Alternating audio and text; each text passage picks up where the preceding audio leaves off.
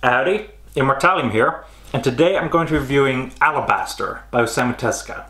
Now, if you're unfamiliar with Alabaster, Alabaster was written during one of the darkest times in Osamu Tezuka's life. His company Mushi Production had gone under, he'd lost the rights to a lot of the animated versions of his properties, and he was also losing popularity as an author. The Gekiga movement was in full swing, and a lot of people were looking at Osamu Tezuka's works and seeing them as kind of antiquated and backwards. It was in this time that Tezuka wrote Alabaster, and Alabaster proved to be quite a sharp departure to many of his other titles. But let's get into the story. So, what is the story of Alabaster? We open up with the character of Alabaster explaining to someone his origins.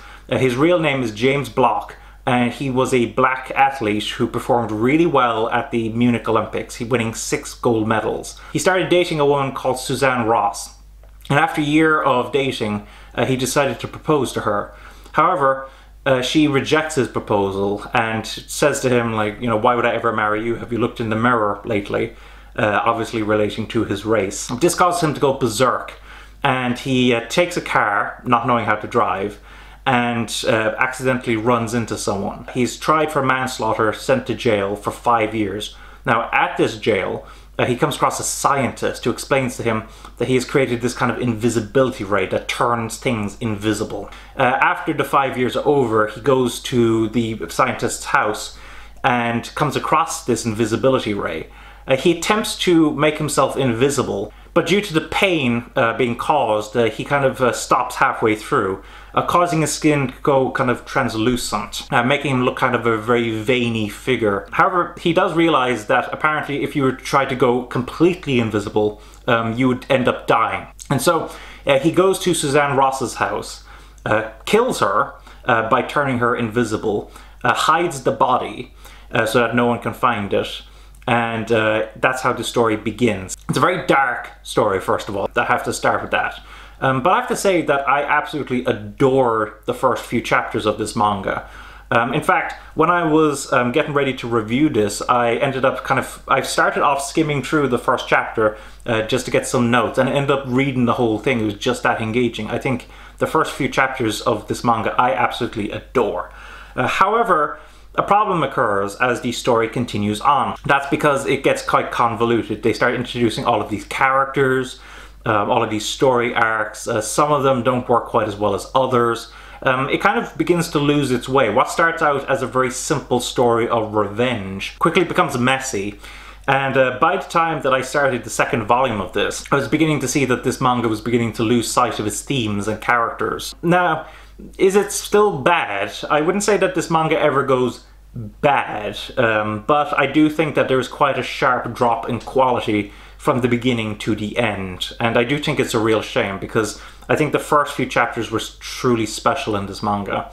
And if Tezuka had been able to maintain that quality in the storytelling, I think that this would have been one of his greatest works. As it stands, this just kind of stands as one of his alright works. Now, with regards to the artwork is very interesting to analyze. This was around the time that Osamu Tezuka kind of began to bring in more detail, a bit more realism to his artwork, and he had already kind of tested out this art style in some of his other manga, but here we're seeing kind of a more refined version of his art style while still maintaining some of the elements present in his earlier titles.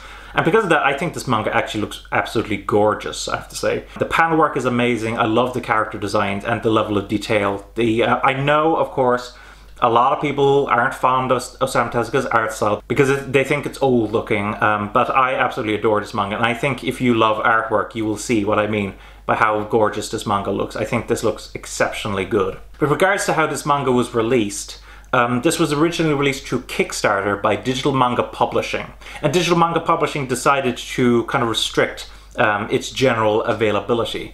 You could get it through Kickstarter, but the only other ways that you can get this manga is through their store, emanga.com. Now, I checked that website just before I started this review, and as far as I can tell, both the print and the digital version are available on that website.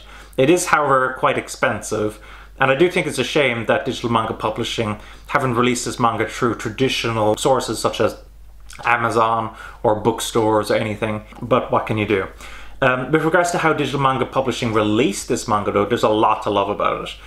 First of all, if I get my trusty Yotsuba, you'll see that it is a little bigger than your standard tankobon. This really lets Osamu Tezuka's art style breathe. I also have to say that the paper quality is really good and really top-notch in this release. As you can see, it has absolutely fantastic contrasts. And it also has page numbers, which you will know that after a while, for some reason, digital manga publishing stopped including page numbers in their releases, which I thought was quite a shame. With regards to extras, there aren't that many here. It is worth noting that there is a kind of an editor's note at the end of the first volume explaining that there's a few uses of politically incorrect language. They decided after some debate to keep these words in because it was integral to the character of James Block's character arc, and it was also representative of the times, so they decided to keep that in.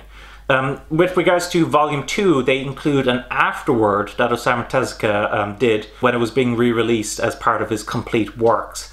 And Osamu Tezuka explains that he really does not like this manga. He hates all of the characters in it. He thinks that it isn't one of his better works.